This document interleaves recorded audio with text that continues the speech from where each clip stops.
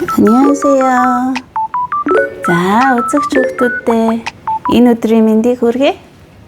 За, энэ удаагийн 5 дугаар хичээл маань одоо юугаараа жоохон дутуу талтай гэхээр миний хүү байхгүй байгаа. Багш нь одоо инэрлэггүйгээр өнөөдөр хичээлээ заана. Багш нь бүр Солонгост ингээд ирсэн бараг 10 хоноод байж байна. Тэгээ одоо туухгүй буцнаа нэг 2-7 хоногийн хугацаатай ирсэн байгаа. Тэгээд одоо энэ 5 дугаар хичээлийг одоо нөгөө хүүхдүүд маань бас хичээлээ зарим нэг нь хүлээгээд байж байгаа гэдэг тэгдэг болсон байлээ. Миний хүүгийн ангийнхан найзууд тэдгээр хичээл чи хизээ гарах гэж байна гэд удахгүй хийх байхаа гэхээр хурдан хийгээч гэдэг гэсэн өөрхөн. Тэгээс зарим хүүхдүүд маань тэгэж өөрхөн хүлээдэг болчихсон байлээ. Тэгээд өнөөдрийн хичээлээр нөгөө урд нь үдсэн за хичээлээ нэг тавтаад яах юм те. Тэгэхгүй нөгөө жоохон цаг байгаа болохоор багш нь урд нь нөгөө нэг урд хичээллүүдэд энэ одоо замын хөдөлгөөний тээврийн хэрэгсэл орно гэд ярьжсэн тийм ээ. Одоо бидний өдөр тутамдаа ингээд суугаад явдаг хэрэгслүүд байгаа. За тэгэхээр багш энэ удаад нөгөө самбар байхгүй болохоор зүгээр ингээд шууд хилээд явчихна. Та нар маань тэмдэглээд чадвал доор нөгөө сабтайтл юуг нь бичээд дуудлагатай нь бичээд өгнө. За тэгээ эхний үг маань чадамжаа буюу машин буюу чадамжаа гэж хэлнэ хүүхдүүд. Одоо манай хүүхдүүдийн өдөр тутамдаа аав ээж нь машинтай байдаг бах тий. Цэцэрлэг сургуульдаа суугаад явдаг унаа нь бол ихэнхдээ машин байгаа.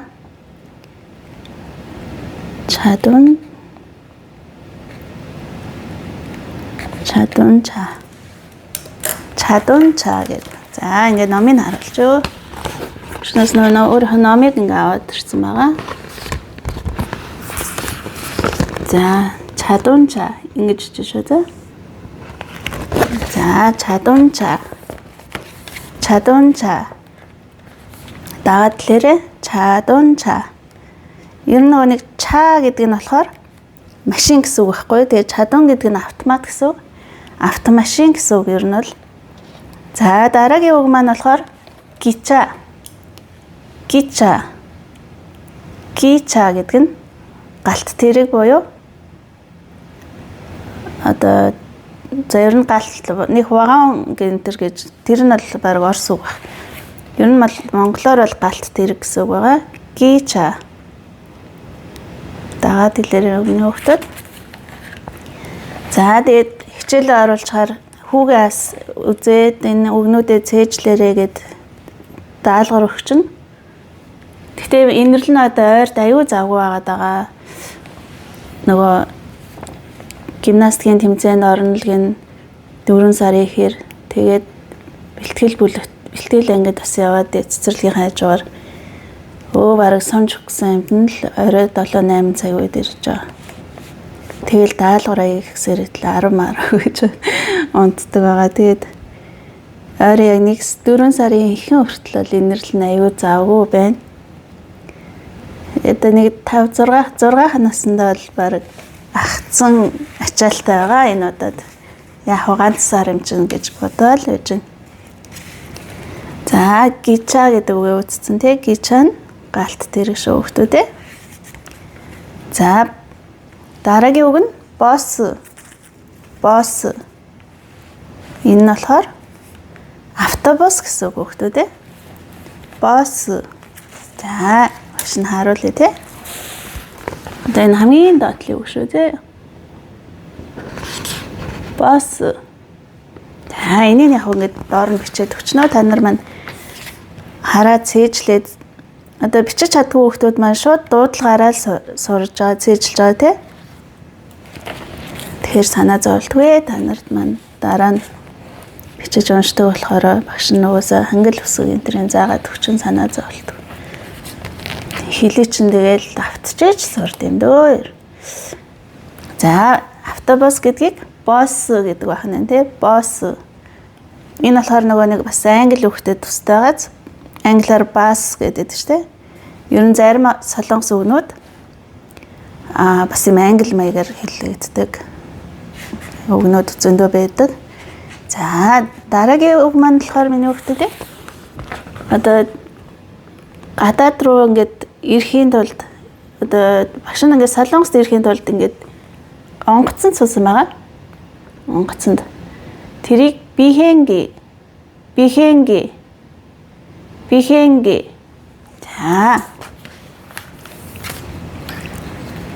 За бихэнги гэдэг байна тий.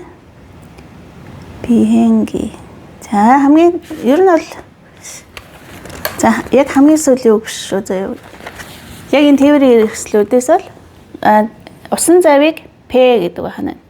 П өмнөх хичээлээр санаж байгаа бол П гэдэг үг маань миний хүүхдүүд лир гэдэг үг орж исэн, гиз гэдэг үг орж исэн тий. Багш нөгөө гиз гэдэг үг заахтаа П гэж хэлдэг.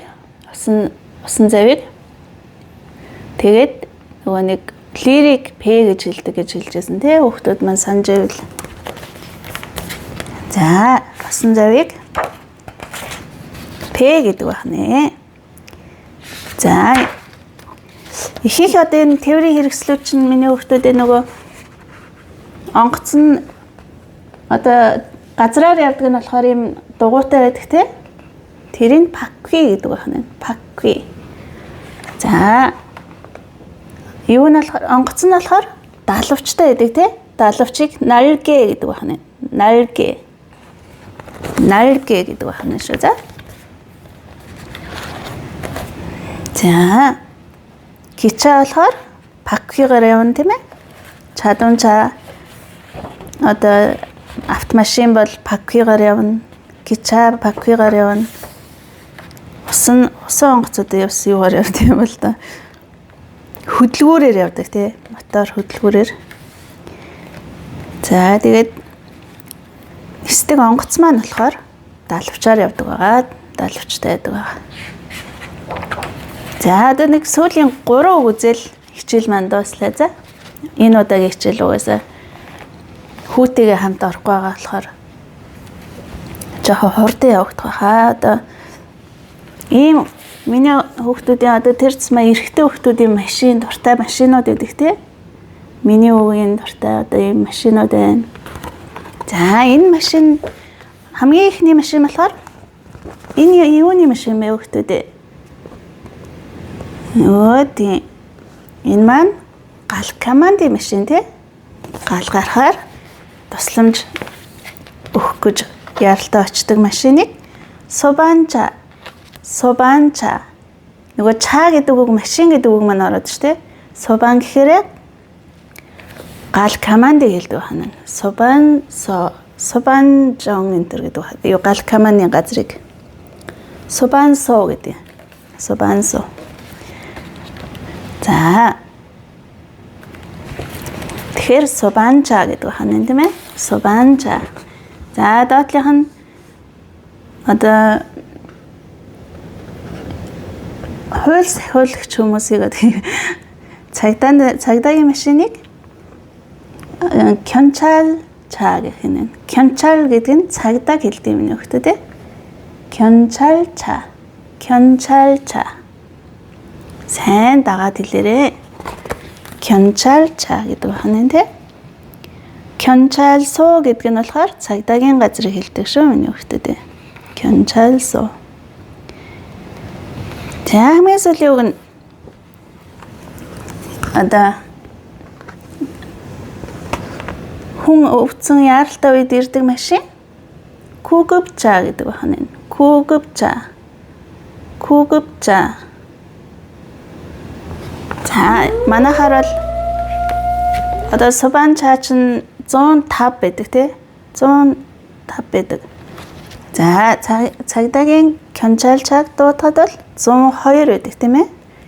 За яаралтай тусламжийн эрүүл мэндийн яаралтай тусламжийн үед бол 구급차 103 номерыг дууддаг байна.